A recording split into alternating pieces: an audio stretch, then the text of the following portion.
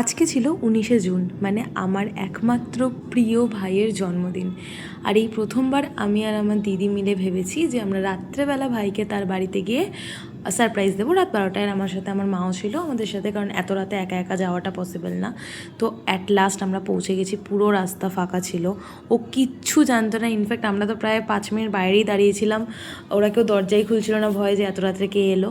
দেন দেখো আমরা দৌড়ে দৌড়ে কীভাবে যাচ্ছি, আর ও উপর দিয়ে তো বুঝতে পেরেই গেছিলো যে আমরা এসছি, তো ও ভিডিও অন করে নিয়েছিল ওখানে।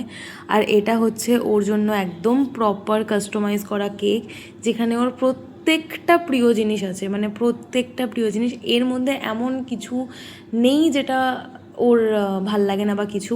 খুবই ভেবেচিন্তে এটা কাস্টমাইজ করা হয়েছে। আর এটা আমি শ্রেয়াদির থেকেই পারচেস করেছি। তোমরা আমার আগের ভিডিওতেও দেখেছো যে আমি কেক মানেই শ্রেয়াদিকেই ভরসা করি একমাত্র। আমি দিদিকে যেমন বলেছি দিদি একদম সেইভাবেই ফুটিয়ে তুলেছে।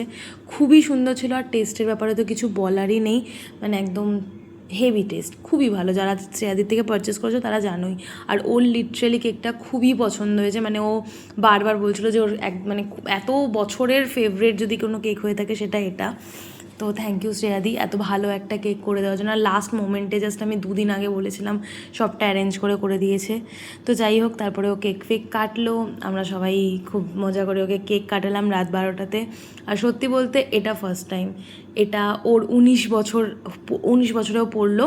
19 বছরে এটা ফার্স্ট টাইম যে ও রাত 12টায় এইভাবে আমরা ওকে গিয়ে সারপ্রাইজ দিলাম, কেক কাটালাম।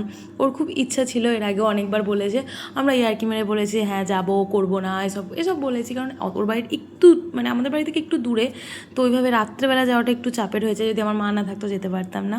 তো যাই হোক, আমার পরের দিন এক্সাম ছিল, তো আমি আজকে রাত্রে আর ওদের বাড়িতে থাকতে পারলাম না।